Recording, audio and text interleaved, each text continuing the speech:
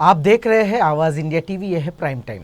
भारत में वैक्सीन की स्थिति क्या है, इसे जान लेते हैं, क्योंकि वैक्सीन से ही कोरोना पर मात कर सकते हैं। सरकार कहती है कि साल के अंत तक सबको लग जाएगी वैक्सीन और कहते हैं कि सरकार ने इसके लिए रोड मैप भी तैयार किया है। सरकार कहते हैं कि इस साल के अंत तक भारत में 18 साल से अधिक उम्र के सभी लोगों को वैक्सीन की दोनों डोज लग जाएगी। सरकार ने दिसंबर तक देश में वैक्सीन की उपलब्धता का पूरा रोड मैप पेश किया है। इसके अनुसार जुलाई तक देश में कुल 51.6 करोड़ डोज उपलब्ध होगी। ध्यान रहे कि इनमें से लगभग 17 करोड़ डोज दी जा चुकी है। वहीं अगस्त से दिसंबर तक 216 करोड़ डोज का उत्पादन होगा। जाहिर है कि देश में 18 साल से अधिक उम्र के लगभग 95 करोड़ लोगों को दोनों डोज की वैक्सीन से कहीं अधिक होगी। खास बात यह है कि इन सभी वैक्सीन डोज का उत्पादन देश के भीतर होगा और इसमें आयात होने वाली वैक्सीन शामिल नहीं है। देश में वैक्सीन की कमी को लेकर विपक्ष और बाकी दल जो है कोहराम मचा रहे हैं। इसी स्थिति के बीच नीति आयोग के सदस्य और वैक्सीन पर गठित टास्क फोर्स के प्रमुख डॉक्टर वीके पॉल ने कहा कि वैक्सीन की उपलब्धता बढ़ाने के लिए लगातार प्रयास किए जा रहे हैं और आने वाले चंद महीनों में इसके परिणाम दिखने लगेंगे। आलोचनाओं का करारा जवाब देते हुए डॉक्टर पॉल ने कहा, उन्हें यह नहीं भूलना चाहिए कि 17.5 करोड़ से अधिक डोज देने वाला भारत दुनिया का तीसरा बड़ा देश है और ये उपलब्धि देश में बनी वैक्सीन के आधार पर हासिल की गई है। चीन के आंकड़ों पर सवालिया निशान लगाते हुए उन्होंने कहा कि अमेरिका ही केवल ऐसा देश है जिसने अभी तक वैक्सीन की 25 करोड़ डोज लगाई है। सच्चाई यह भी है कि अमेरिका ने भारत से 1 महीना पहले वैक्सीन देना शुरू कर दिया था। अमेरिका जैसे संपन्न देश को 17 करोड़ डोज देने में 115 दिन लगे। वहीं सीमित संसाधनों के बावजूद भारत में 114 दिनों में यह कर दिखाया।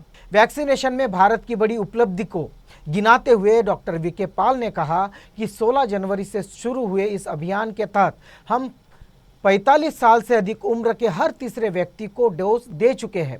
देश में 45 साल से अधिक उम्र के लोगों की संख्या लगभग 35 करोड़ है। इसमें भी 23 राज्य और केंद्र शासित प्रदेश ऐसे हैं जो राष्ट्रीय औसत 32% से अधिक लोगों को डोज दे चुके हैं। कोरोना से मौत के आंकड़े को देखें तो इसमें मरने वालों में 88% इसी आयु वर्ग से आते हैं। इससे कोरोना की दूसरी लहर में इस आयु के वर्ग में होने वाली मौतों को रोकने में सफलता मिल सकती है। भारत में वैक्सीन की मौजूदा उपलब्धता और भविष्य में रोड मैप की जानकारी देते हुए डॉक्टर पॉल ने कहा कि भारत सरकार अभी कुल 35.6 करोड़ डोज का ऑर्डर दे चुकी है, जिसमें 27.6 करोड़ डोज कोविशील्ड और 8 करोड़ डोज कोवैक्सीन की है। जुलाई तक इन सारी डोज की आपूर्ति हो जाएगी। इसी तरह राज्यों और निजी क्षेत्र ने भी जुलाई तक के लिए कोविशील्ड और कोवैक्सीन की 16 करोड़ डोज का ऑर्डर दिया है। दोनों को मिला दे तो जुलाई तक भारत में कुल 51.6 करोड़ डोज उपलब्ध होगी, जिससे 25 करोड़ लोगों को दोनों डोज लग सकते हैं। डॉक्टर पॉल के अनुसार अगस्त के बाद देश में वैक्सीन की किल्लत पूरी तरह दूर हो जाएगी। सिर्फ सीरम इंस्टीट्यूट अगस्त से 15 दिसंबर के बीच हर महीने औसतन 15 करोड़ के हिसाब से कोविशील्ड की 75 करोड़ डोज की आपूर्ति करेगा। इसी दौरान भारत बायोटेक भी प्रति महीने 11 करोड़ डोज के हिसाब से कोविशील्ड की 55 करोड़ डोज की आपूर्ति करेगा। यानी मौजूदा दोनों वैक्सीन की 130 करोड़ डोज उपलब्ध होगी। इसके अलावा स्पुतनिक वी भी भारत में आ चुकी है और अगले हफ्ते से सीमित मात्रा में आयातित डोज बाजार में मिलने लगेंगे। स्पुतनिक वी भारत में वैक्सीन उत्पादन की तैयारी में है और जुलाई से उसका उत्पादन शुरू भी हो जाएगा। स्पुतनिक वी की भी अगस्त से दिसंबर के बीच 15.6 करोड़ डोज बनेगी। डॉक्टर पॉल ने 5 नई वैक्सीन और उनके संभावित उत्पादन के बारे में भी बताया, जो ट्रायल के विभिन्न चरणों में है। इनमें बायोलॉजिकल ई की सब यूनिट वैक्सीन, आइडस कैंडिला की डीएनए वैक्सीन, सीरम इंस्टीट्यूट की नोवैक्सीन, भारत बायोटेक की नोजल वैक्सीन, जिनोवा की आरएनए वैक्सीन भी शामिल है। इनमें आइडस कैंडिला की डीएनए वैक्सीन के तीसरे फेज का ट्रायल पूरा हो चुका है और उसने उसके इमरजेंसी इस्तेमाल की इजाज़त भी मांगी है। यदि उसे इजाजत मिलती है तो अगस्त से दिसंबर के बीच वह 5 करोड़ डोज की आपूर्ति कर सकेगी। इसी तरह बायोलॉजिकल ई की तैयारी जो वैक्सीन है वो तीसरे फेज के अंतिम चरण में है। इमरजेंसी इस्तेमाल की इजाज़त देने की स्थिति में वह 30 करोड़ डोज की आपूर्ति कर सकती है। इजाज़त मिलने की स्थिति में अगस्त दिसंबर के बीच भारत के बायोटेक ने नोजल वैक्सीन की 10 करोड़ डोज, सीरम इंस्टीट्यूट ने नोवैक्सीन की 20 करोड़ डोज, जिनोवा ने आरएमएन की वैक्सीन 6 करोड़ डोज सप्लाई करने का भरोसा दिया है। नीति आयोग के सदस्य डॉक्टर वी के पॉल ने कहा कि लोगों का कहना है कि कोवैक्सीन के निर्माण में अन्य कंपनियों की मदद भी लेनी चाहिए। मैं यह सब बताते हुए खुशी महसूस कर रहा हूँ। भारत में कोवैक्सीन बनाने वाली कंपनी भारत बायोटेक ने इस बारे में चर्चा की तो उन्होंने इस पर अपनी सहमति दे दी और इस प्रस्ताव का स्वागत किया। इस वैक्सीन की मदद से कोरोना वायरस को मारा जा सकता है और इसका निर्माण सिर्फ BSL-3 लैब में किया जा सकता है। केंद्रीय स्वास्थ्य मंत्रालय के संयुक्त सचिव लव अग्रवाल ने बताया कि देश में पिछले कुछ दिनों से कोरोना के नए केस में गिरावट दर्ज हुई है। 20 राज्यों सहित 187 जिलों में पिछले 2 सप्ताह से मामलों में कमी देखी जा रही है। अग्रवाल ने गुरुवार को बताया कि 24 राज्य ऐसे हैं जहां 15% से अधिक पॉजिटिव केसेस हैं। 5% से 15% के बीच केस वाले राज्य 8 हैं। वहीं 4 राज्य ऐसे हैं जहां 5% से भी कम पॉजिटिविटी रेट है। अग्रवाल ने बताया कि नए केस में गिरावट देखी जा रही है। वैक्सीन के बारे में सरकार के दावे कितने सच्चे हैं या कितने झूठे हैं आप सब जानते हैं। देश में 5 महीनों में 17 करोड़ लोगों को कोरोना का टीका लगा, जब वैक्सीन उपलब्ध भी थी। आज वैक्सीन उपलब्ध भी नहीं है, ना उसका कोई डाटा है, ना कोई प्लान। सारे सरकारी दावे जो हमने अभी तक सुने हवा में है। जिस गति से सरकार काम कर रही है उस गति से देश के सभी नागरिकों को कोरोना का टीका लगाने में करीबन 3 से 4 साल लग सकते हैं। ऐसे में जावड़ेकर और सरकार का इस वर्ष के अंत तक वैक्सीन देने का दावा केवल जुमला ही लग रहा है। चलो इन बातों को छोड़ते हैं, थोड़ा पॉजिटिविटी के तरफ आते हैं। कोरोना के खात्मे के लिए वैक्सीनेशन ही हथियार है और ब्राज़ील जैसा गरीब देश भी इस लड़ाई में अपने नागरिकों को बचाने के लिए सम्मानजनक काम कर रहा है। ब्राज़ील के एक शहर में प्रयोग के दौरान 75% आबादी को टीका लगा तो केस 80% और मौतें 95% घट गई है। ब्राज़ील के सेराना शहर में कोविड-19 से होने वाली मौतें 95% कम हो गई है। अस्पताल में भर्ती होने वालों की संख्या में 86% की कमी आई है। मरीजों में 80% की गिरावट भी दर्ज हुई है और इसके पीछे की वजह है तेज गति से चलाया गया टीकाकरण अभियान। दरअसल 45,000 की आबादी वाले सेराना में लगभग हर वयस्क को वैक्सीन लगा दी गई है। यहाँ चीन में विकसित हुई कोरोना वैक्सीन लगाई जा रही है। प्रयोग के नतीजों से पता चला है यदि 75% लोगों का पूरी तरह टीकाकरण किया जाए तो महामारी को नियंत्रित किया जा सकता है।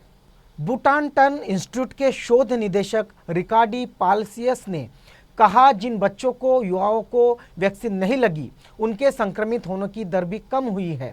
इस प्रयोग से ये भी पता चला कि स्कूलों को खोलने के लिए बच्चों को वैक्सीन लगाने की भी ज़रूरत नहीं पड़ रही है।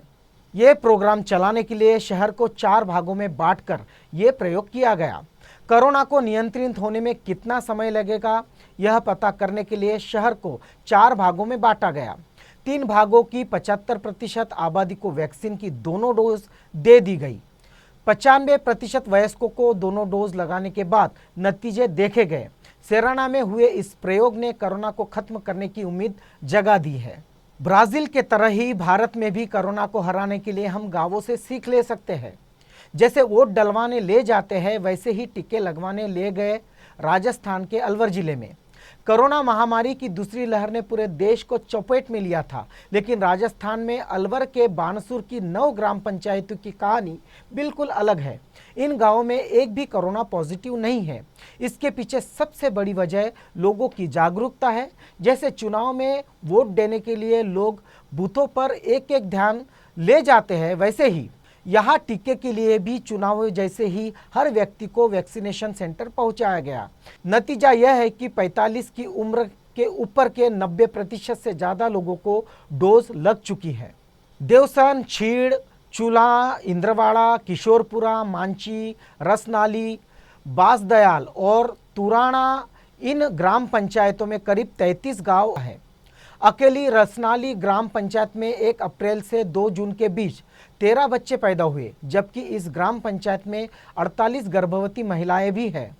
1 और 2 जून को जिले भर में करीब 5000 कोरोना सैंपल की जांच हुई है, जबकि अकेले बानसूर ब्लॉक में 1 जून को 1379 सैंपल की जांच हुई।